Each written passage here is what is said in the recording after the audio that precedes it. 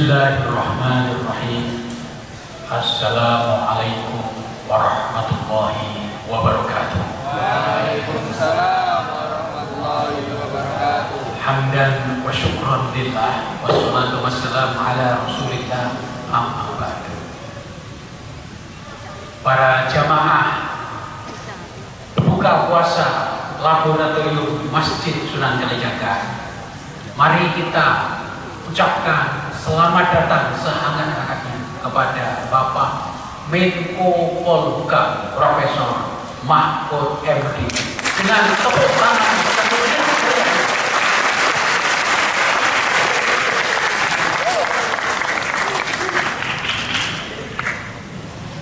Sebelum sedikit menyinggung betapa Prof Mahfud menjadi idola UIN Sunan Kalijaga, idola para guru besarnya, idola para dosen, idola para mahasiswa, dan semua sivitas akademika.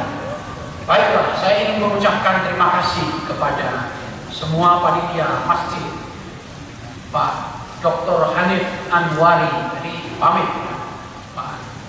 Kemudian Ketua Senat Prof. Siswanto Masruri duduk di samping Prof. Mahfud, Pak Wakil Rektor 1 Prof. Iswandi, Wakil Rektor 2 Prof. Sahiron, Wakil Rektor 3 Pak Dr. Abdul Rozaki, Pak Kabiro berdua, Pak Dr.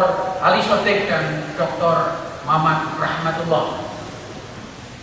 Saya ingin mengucapkan selamat datang kepada sahabat-sahabat kita, tim Prof. Mahfud MD.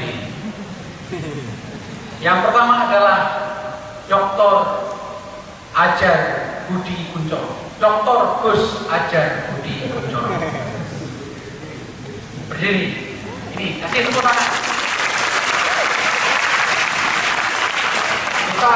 Saya sendiri mohon maaf, Mas Budi, kemarin waktu orang tua ibu beliau meninggal dunia, saya tidak sempat takziah karena saya kena diare dan saya belum secara baik mengucapkan bela sungkawa. Mari kita bacakan Al-Fatihah untuk ibu beliau, yaitu Ibu Anastasia Sumirah Tasmirah. Kepada ila hadrati Ibu Anastasia Tasmirah, Al-Fatihah.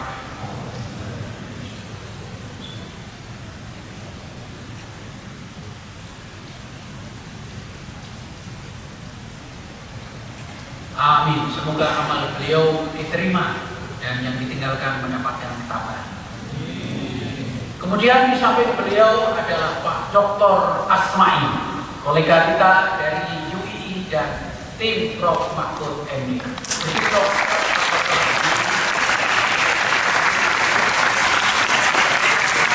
Di samping Dr. Asma'i adalah Brigjen Arif. Beliau juga tim Prof Mahfud. Dan kebanggaan kita bersama, alumni Fakultas Tarbiyah IAIN Sunan Kalijaga. Dan beliau sangat setia dengan Prof Mahfud MD dan banyak sekali membantu UIN Sunan Kalijaga. Adalah Bapak Lora Gus Imam Marsudi.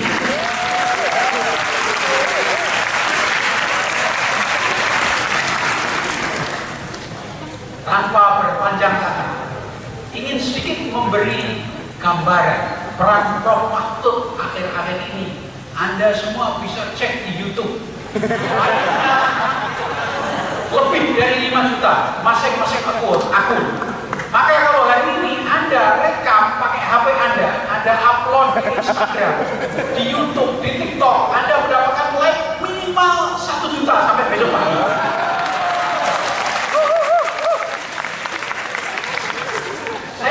Membahas bagaimana keberanian beliau di dalam menghadapi segala persoalan di negeri ini, dan tidak hanya sekali, sudah bertahun-tahun beliau menunjukkan dedikasi, integritas, dan juga sifat keberanian.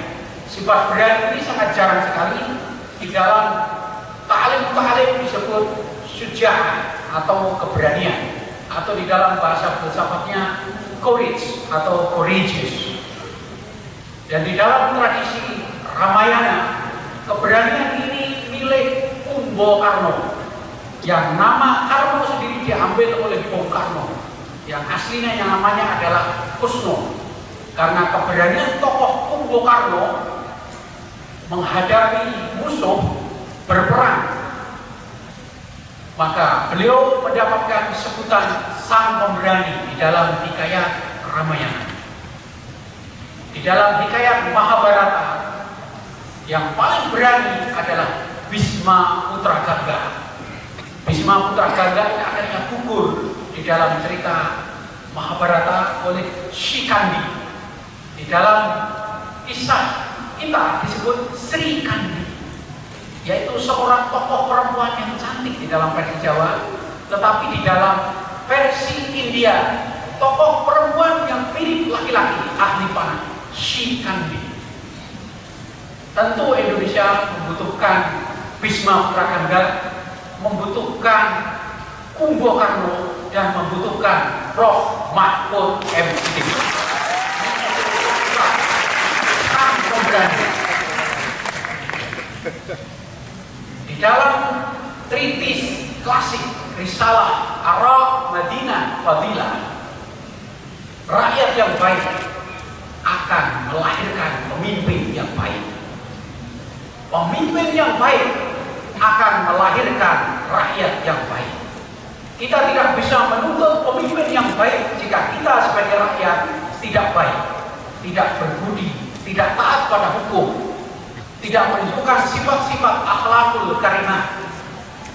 Saya kira Prof. Mahfud adalah pemimpin yang baik, dan semoga kita adalah rakyat yang baik. Kita doakan semoga Prof. Mahfud selalu dalam kondisi sehat walafiat, sehingga menjadi suri tauladan, menjadi contoh kita semua. Beginilah kalau ingin menjadi pemimpin bangsa Indonesia. Menjadi negarawan, menjadi tokoh penuh integritas, menjadi tokoh penuh dedikasi, tidak takut, tetapi masih tetap menjaga kesopanan dan kesantunan. Beliau hari ini datang menyapa kita untuk kedua kalinya di hadapan Anda semua. Masjid ini tidak kuat kalau saya umumkan ini bakal sampai kemana-mana. Ini sengaja saya rahasiakan agar Anda secara eksklusif mendapatkan berkuah dari Prof. Mahfud MD. Dan jangan lupa Anda nanti bertanya juga, tanyakan apa yang perlu Anda tanyakan. Dan para jamaah sekalian, para mahasiswa, para mahasiswi yang berbahagia, mari kita sambut Prof. Mahfud MD. Sekali lagi terima kasih kerja keras tim UIN Sunan Kalijaga, para pejabatnya, para tendingnya, para dosennya, para mahasiswa, mahasiswi sekalian. Demikian dari saya. Wassalamualaikum warahmatullahi wabarakatuh. Bismillahirrahmanirrahim. Assalamualaikum warahmatullahi wabarakatuh. Betul dalam moderator tadi saya dialog saja. Jadi saudara nanti diatur, boleh bertanya apa saja. Ya. Di dalam dialog sore hari ini tentu saja diatur oleh moderator agar lebih banyak yang sempat bertanya apa saja lah. Cuma saya ingin mengatakan barangkali 2 jamnya atau 5 menit. Mari kita saudara sekalian laksanakan ibadah puasa ini dengan baik dan mencoba memahami dan menghayati arti sabar. Orang puasa itu biasanya diartikan adalah dunia ibadah kepada Allah meskipun lapar, haus dan sebagainya, bersabar. Itu sering disebut kesabaran itu yang menahan diri atau tanpa menerima musibah. Padahal ada yang disebut asobru atau alal ibadah, taat melaksanakan ibadah, atau alal musibah, ya pasrah menerima taat terhadap musibah yang ditimpakan oleh Allah. Tapi saya juga ingin mengatakan sabar itu kadang-kala kalau perlu mengamuk, itu sabar. Berani itu sabar. Karena kadang-kadang ada orang yang sabar, tidak berani. Coba saya ingin cerita. Ketika Islam masuk ke Eropa, itu adalah satu contoh kesabaran, di mana orang harus ngamuk, harus berani. Jadi pada waktu itu gubernur di Afrika Utara, Musa bin Nusayr itu kirim surat ke Khalifah Umayyah. Dia kirim suratnya apa? Izinkan saya masuk ke Eropa untuk membawa dakwah Islam ke sana. Khalifah tidak berani. Khalifahnya bilang, apa bisa kamu masuk menaklukkan Eropa? Eropa begitu besarnya, tentaranya jutaan, bahkan ratusan ribu. Pada waktu itu kalau dilihat dari situ suasana saat itu, berani kamu masuk Eropa. Yang penting Khalifah mengizinkan saya akan mengirim tentara terbaik ke Eropa. Dengan penuh keraguan Khalifah, ya kalau kamu berani ke kanan kiri. Apa saudara yang dikirim itu adalah seorang panglima perang, namanya Tariq bin Ziyad. Tariq bin Ziyad itu ya panglima perang yang masuk ke Eropa pertama. Nah, jadi dia membawa tentara tidak banyak, tentaranya 300 atau 300 atau 3.000, atau 7.000, nanti dilihat sejarah Islam. Hanya 7.000 orang masuk ke Eropa dengan beberapa kapal nyebrang, terus mendarat di pantai yang di situ ada sebuah bukit. Beberapa di pantai yang di belakangnya bukit, lalu dia kumpulkan tentaranya dulu gini, hai sekalian tentaraku, perintah pertama saya sebagai panglima, bakar seluruh kapal-kapalmu dan seluruh perbekalanmu, bakar. Wah, para tentara pun, bagaimana panglima kok saya suruh bakar kapal-kapal yang kita bawa? Gimana kalau kita pulang? Lalu perbekalan kita juga dibakar dan ditenggelamkan bersama kapal. Terus kami ini nanti makannya apa? Perintah panglima, bakar. Nah, sesudah itu dia naik ke sebuah bukit, lalu dia berpidato, hai sekalian tentara, sekarang pilihanmu hanya satu, yaitu sabar. Kamu mau lari tidak bisa, kapalmu sudah tidak ada. Mau makan tidak bisa kalau tidak merampas dari musuh.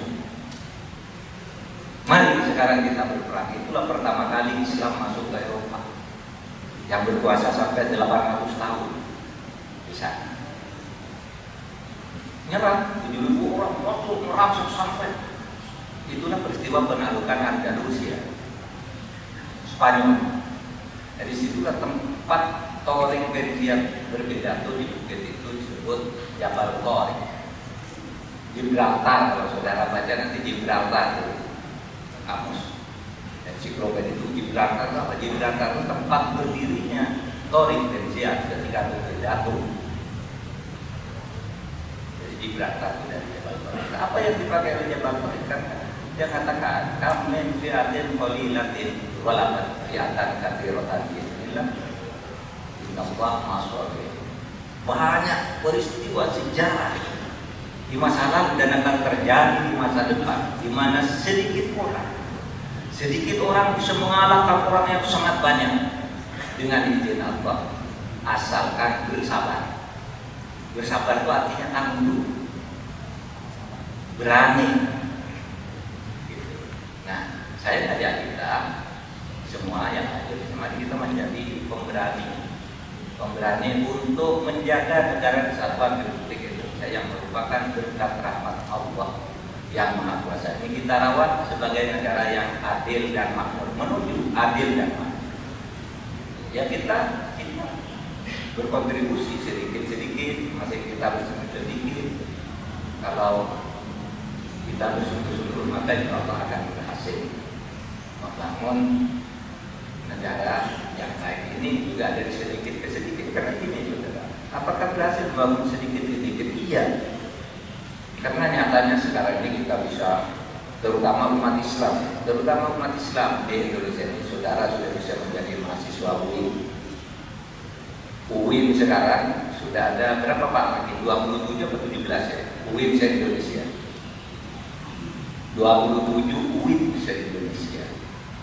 Yang kampusnya hebat-hebat, profesornya hebat-hebat. Di pemerintahan banyak sekali lulusan UIN sekarang. Itu artinya apa? Kita sebagai umat Islam sudah maju di negara kesatuan Republik Indonesia. Dan kita tidak usah terlalu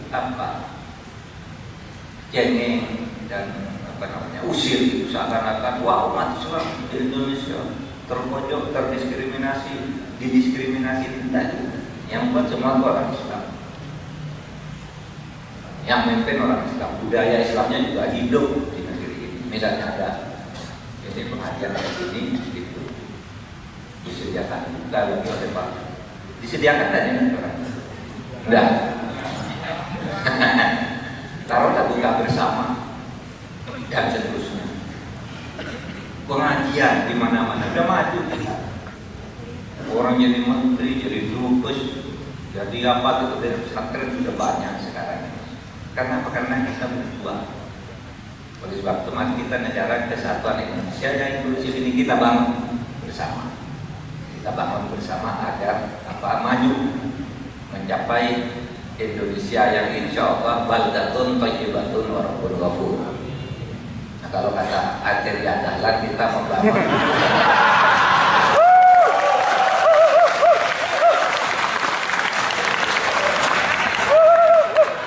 ada orang di atas ya. Jadi dia di DPR itu bilang, saya ini taat pada baladil amin.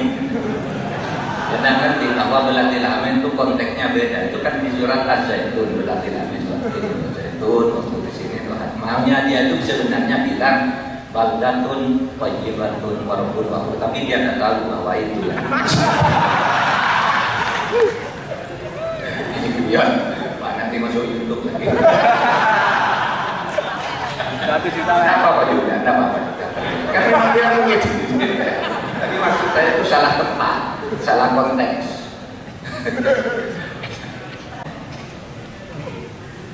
Baik, terima kasih. Mohon izin Pak Rektor dan para Rektor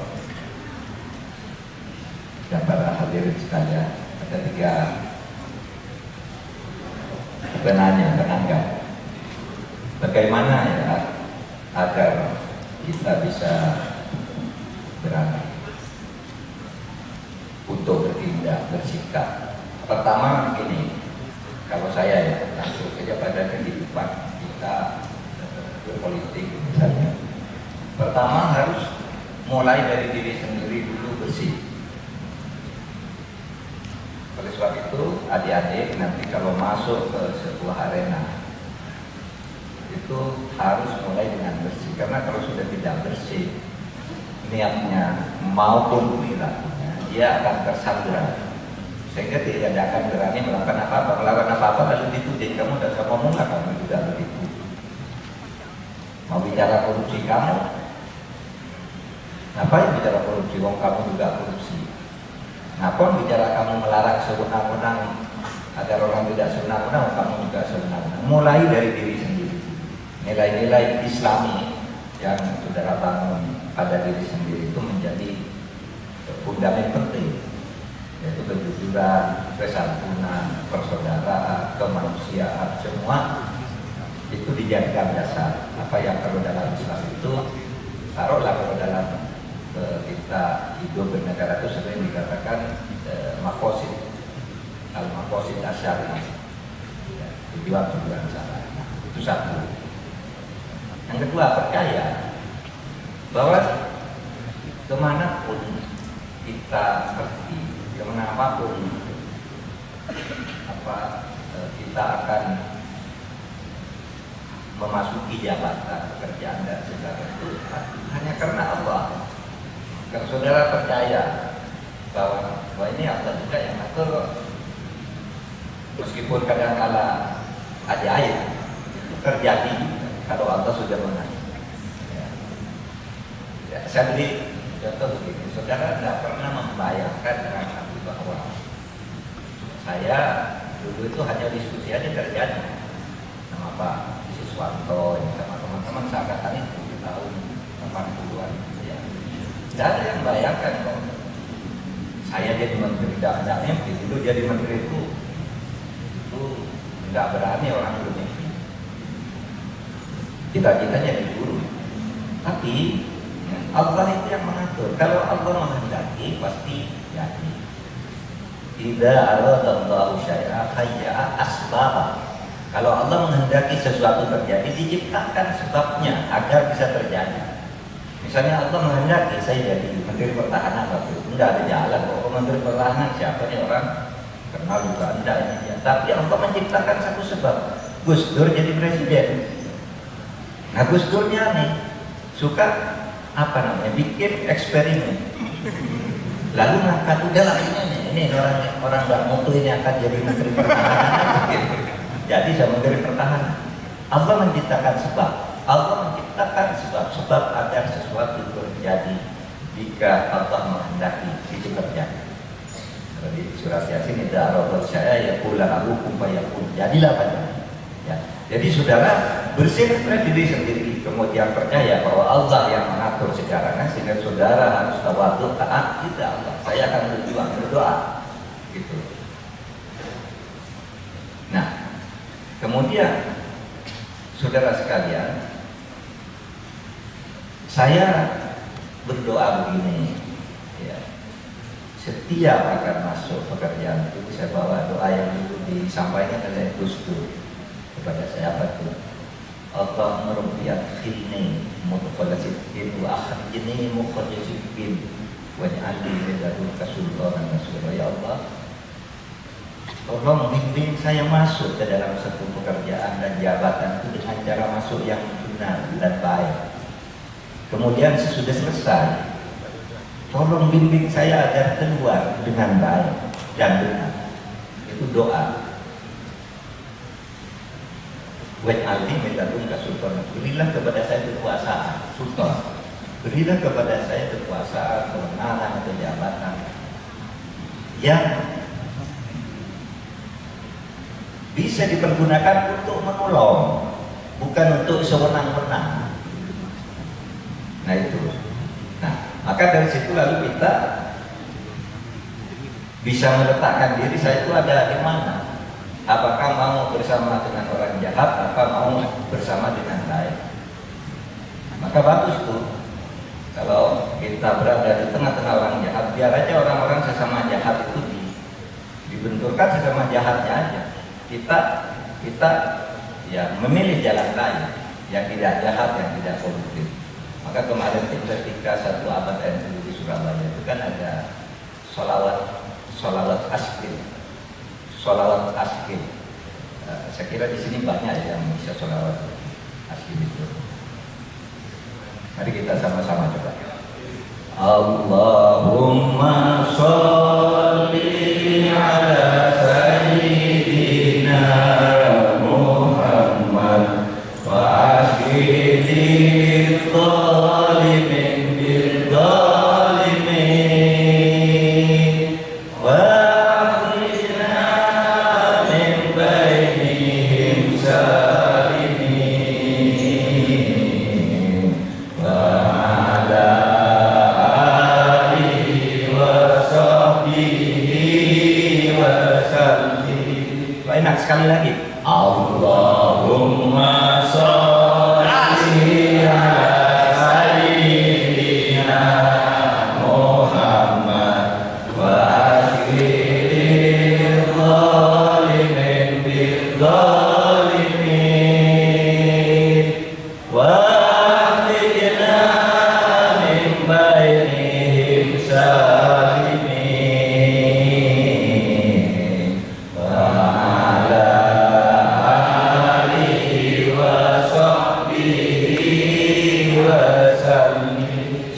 itu artinya apa itu?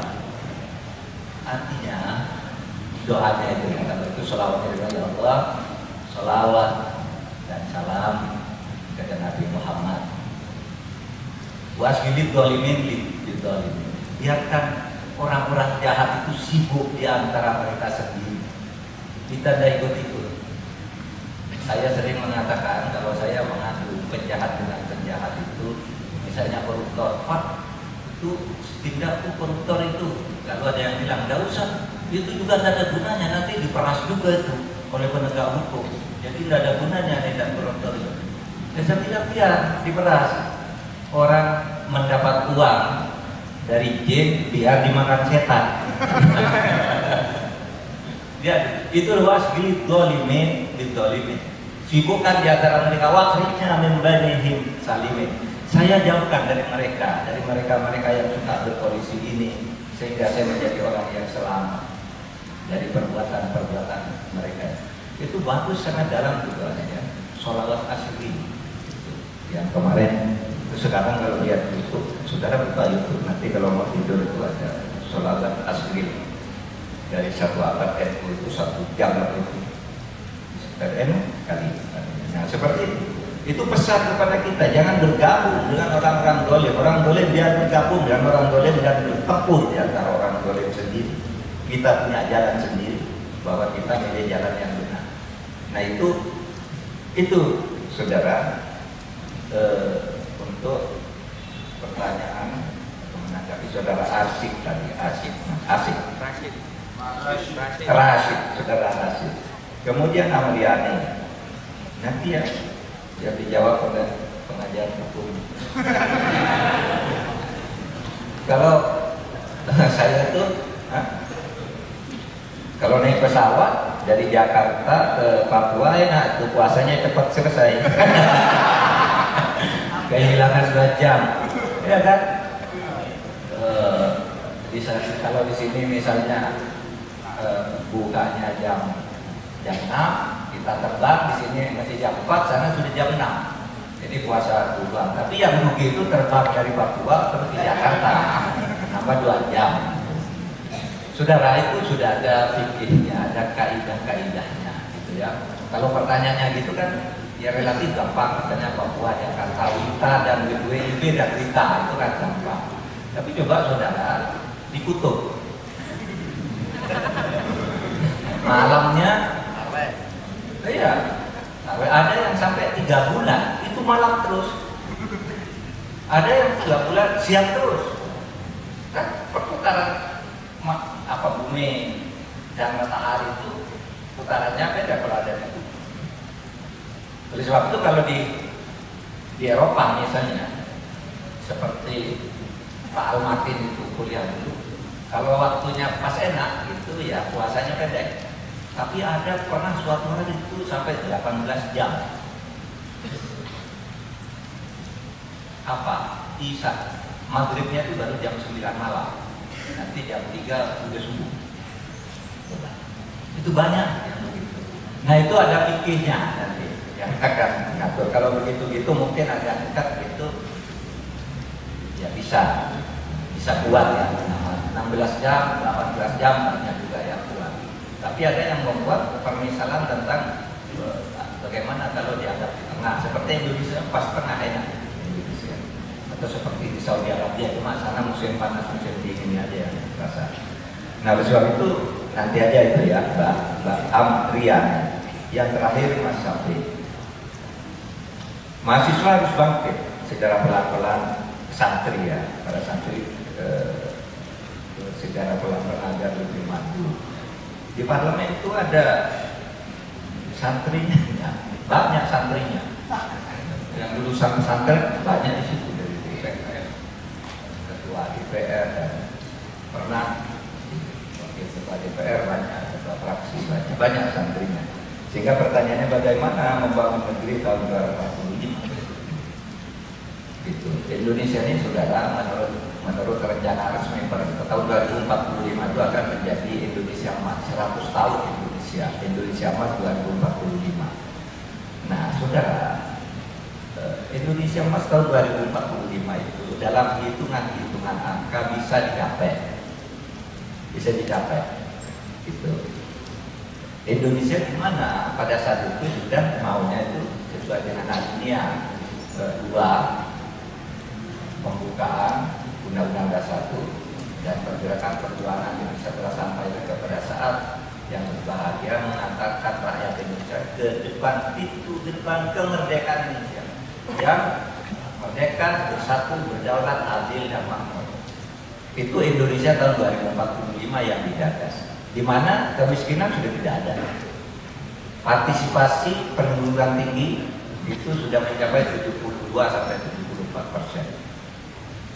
Ya, pendapatan per kapita sudah sekitar 24.000, ya rendah, tetapi dengan penduduk yang pada saat itu akan berjumlah 325 juta pada tahun 2045 itu. Nah, itu sudah akan makmur semua menurut hitung-hitungan potensi sumber daya alam dan sumber daya manusia yang ada sekarang. Tetapi itu kalau kita sampai ke tahun 2045, oleh sebab itu menuju tahun 2045 itu tidak bisa kita hanya menggunakan hitungan ekonomi seperti itu, bahwa hutan kita sekian, nanti sesudah reforestasi itu sekian, jumlah kekayaan kita sekian, yang hilirisasi sudah mencapai sekian, rumah sakit kita sekian, laut kita sudah dikelola dengan pola kemaritiman sekian, bukan hanya sebagai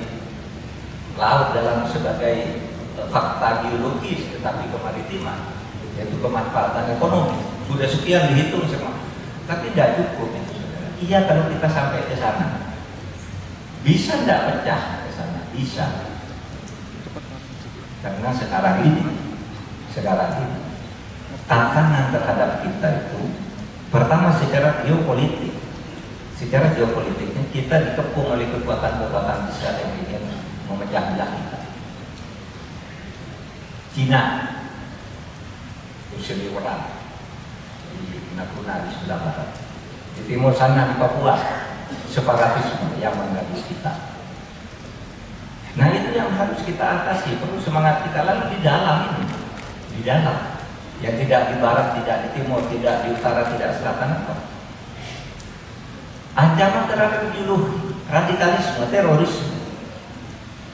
Oleh sebab itu, saudara harus cintai negara ini dengan sepenuh jiwa dan raga.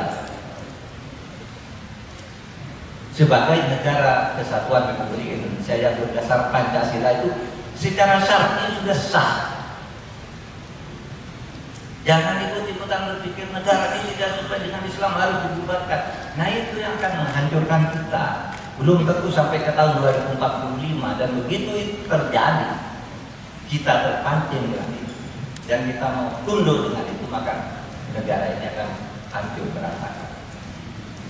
Oleh sebab itu, mari saudara yang generasi muda itu kan tidak semuanya jadi tentara yang menjaga itu di Natuna, menjaga di Papua dan sebagainya, melawan separatisme, melawan seliwerannya kekuatan asing. Ya, itu banyak loh di Natuna itu ya, kapal air Cina dan sebagainya masuk berseliweran di sana, sementara kita agak kewalahan. Dan Cina itu ya tetap aja klaim itu daerah itu tuh secara tradisional milik moyang mereka dulu, meskipun oleh PBB sudah dibatalkan, tidak boleh ada klaim begitu. Nah, seperti itu kita harus jaga. Tetapi yang penting kalau bagi saudara, bagaimana menjaga negara kesatuan Indonesia ini, terutama Anda semua yang kuliah di IAIN ini, meyakini dan memberi pengertian kepada masyarakat umum yang tidak ikut kuliah bersama saudara di UI, tidak pernah belajar di pesantren misalnya, bahwa negara kesatuan Indonesia ini adalah negara yang secara syar'i ini adalah sudah sah sebagai negara Islami, bukan negara Islam, Islami, kata sifat bukan kata benda. Negara Islam itu apa? Sifat Islam itu apa? Ya, kemanusiaan, keadilan, kejujuran, toleransi, penegakan hukum, sipil, keamanan, tabligh, fakon, itu Islam. Sehingga tidak harus bernama negara Islam, tapi kita hidupkan nilai-nilai Islami di dalam hidup bersama ini. Karena ini bangsa kita ini bangsa, sehingga bangsa itu ya seperti itu yang dimilikan oleh Nabi Muhammad di Madinah itu kan bangsa. Ada orang Yahudinya, ada orang Nasraninya, ya orang Islamnya banyak, ada agama-agama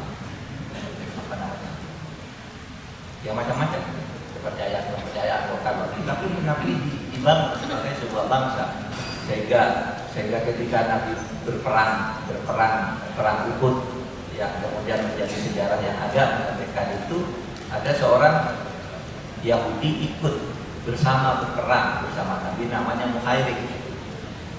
Muhairik itu orang Yahudi tapi ikut rombongan tentara Islam, tentara Nabi Muhammad, dan gugur di medan perang Uhud. Ketika ditanya, kenapa kamu kau ikut perang, ini kan kaum muslim? Tidak apa-apa, saya membela tanah air saya, Madinah. Saya ikut Nabi Muhammad. Apa kamu mau Islam? Tidak, saya tidak mau masuk Islam. Sehingga ketika dia mau berangkat perang itu sudah berwasiat, kalau saya mati di medan Uhud, seluruh harta saya serahkan kepada Nabi Muhammad untuk menggunakan perjuangan negara Madinah, bangsa kita. Selama ini kan seakan-akan kalau Islam itu eksklusif, Islam semata, ada bahaya. Pada saat mati pun Muhairik berpesan, saya tetap saja dikuburkan secara orang Yahudi meskipun saya gugur di medan Uhud. Nah, itu inklusivisme, kosmopolitanisme untuk membela negara. Jangan membeda-bedakan agama. Ini dunia, kalau membeda-bedakan agama kita diskriminatif, mau mendominasi karena kita mayoritas di sini, saudara, pecah negara ini. Gitu. Harus saudara ingat bahwa dulu para pendiri negara ini sudah bertekad bersama membangun kebersatuan tokoh-tokoh Islam. Saya katakan begini, saudara, kalau saya renungkan, seandainya orang Islam menolak pluralisme, seandainya orang Islam menolak kosmopolitanisme, seandainya orang Islam menolak inklusivisme di dalam kehidupan negara, maka Indonesia tidak akan pernah ada. Coba waktu itu umat Islam 87%. Kalau kemudian Islam saya tidak mau mendirikan negara, kalau bukan negara Islam, tidak akan ada Indonesia ini. Tetapi pada waktu itu Bung Karno dan kawan-kawan yang Islam juga mengatakan jangan begitu. Negara ini macam-macam, bukan hanya orang Islam. Mari kita mendiri negara kebangsaan.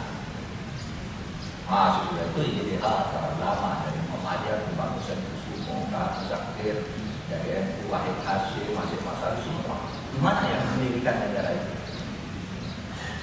Maka disepakati, kita mendirikan negara bersama, negara nasional, negara kesatuan Republik Indonesia. Ideologinya bukan agama, Pancasila. Pancasila itu apa hubungannya dengan agama? Religious nation state, negara kebangsaan yang berketuhanan, yang beragama. Di situ negara tidak diatur berdasar hukum agama tertentu, tapi diinspirasi oleh nilai-nilai kebaikan semua agama, dan semua pemeluk agama dilindungi, dihormati dan dilindungi haknya untuk beribadah menurut agama masing-masing, tetapi di dalam hal membangun negara bersama-sama. Itulah yang oleh Muhammadiyah itu disebut Darul Ahdi Wassahadah, ini negara yang sudah disepakati untuk membangun bersama. Kalau itu menyebutnya Darul Mita, negara kesepakatan. Nah, ini yang harus kita jaga kalau mau sampai ke tahun 2045. Kalau enggak, ini putus di tengah.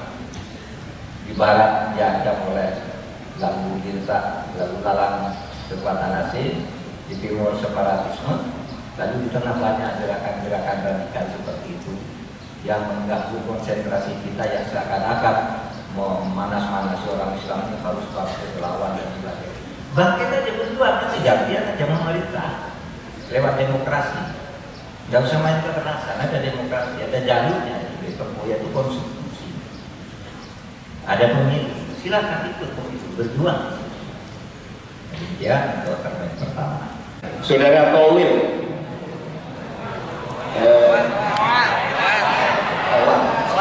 Toel.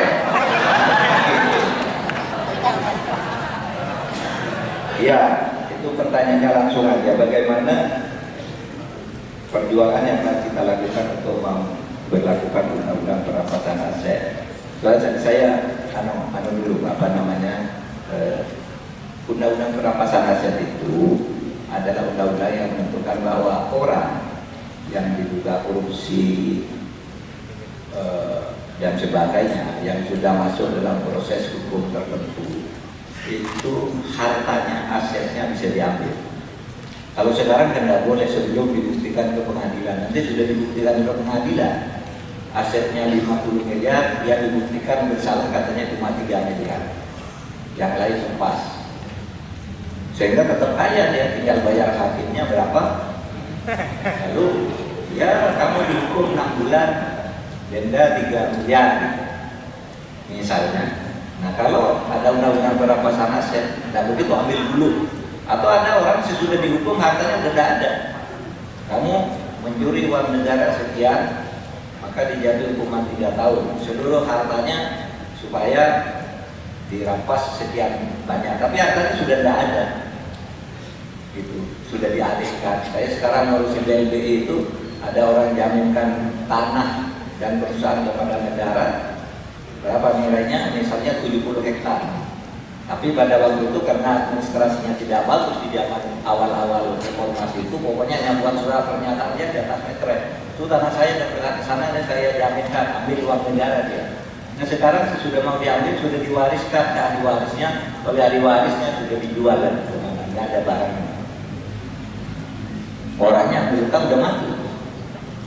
Coba kalau ada undang-undang perampasan aset, ambil. Gitu. Nah ini yang harus kita perjuangkan. Apa setelah ada lagi saudara? Sebenarnya yang dulu sejak saya zaman Gus Dur itu sudah memperjuangkan undang-undang ini. Ketika saya menjadi Menteri Kehakiman pada tahun 2001 itu saya mengusulkan dan sudah membuat rancangan pembuktian terbalik. Undang-undang pembuktian terbalik di dalam hukum pidana. Di mana seseorang itu hartanya langsung dianggap korupsi kalau lebih dari kewajaran. Rozaki misalnya.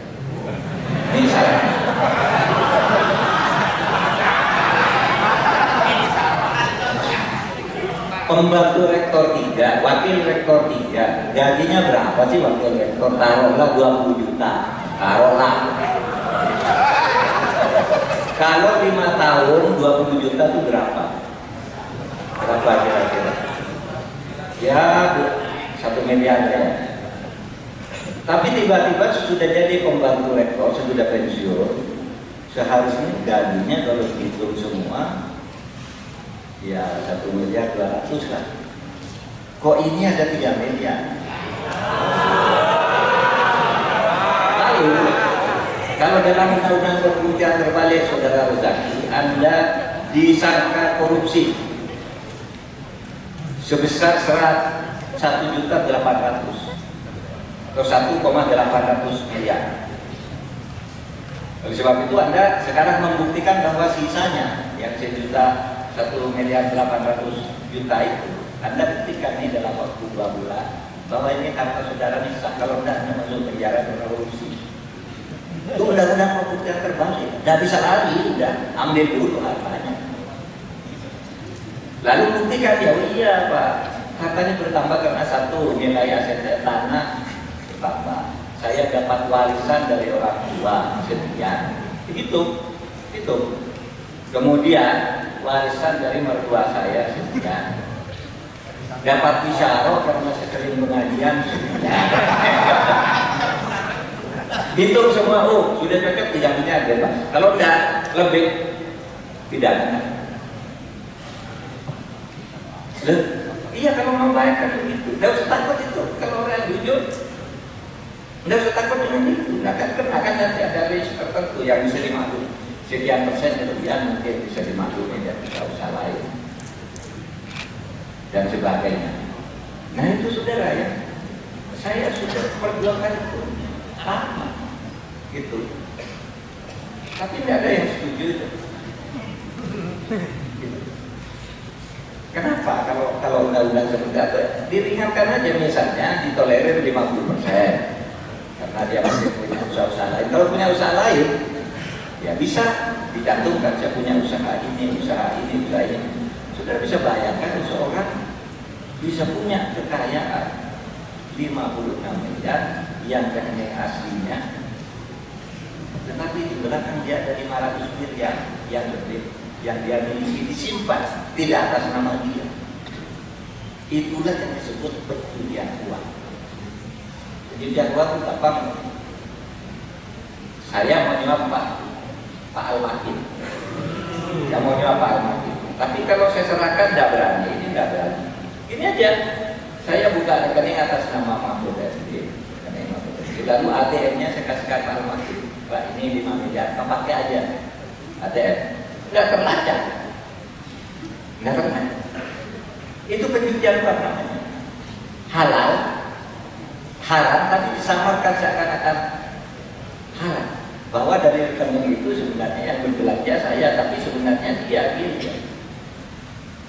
Nah yang banyak itu seperti itu yang saya perkarakan sekarang. Yang sekarang ribut-ribut 300 triliun lebih itu begitu itu.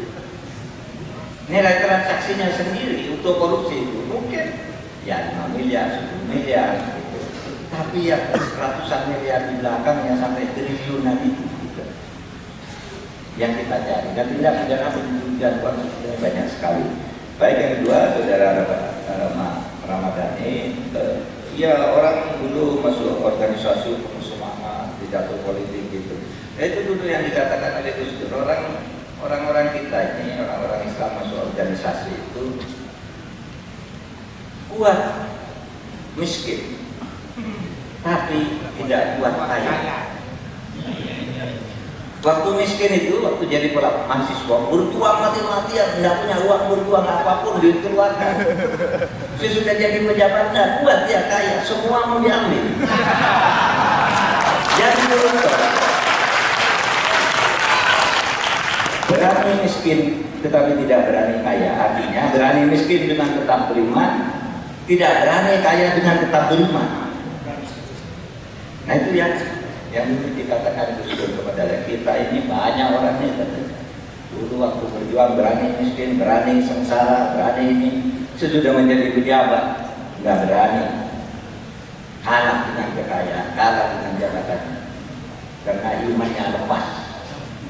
Gitu.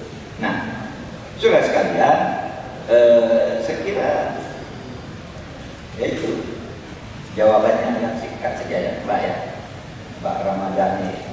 Ya tetap siapa? Bila Ramadhani. Ya.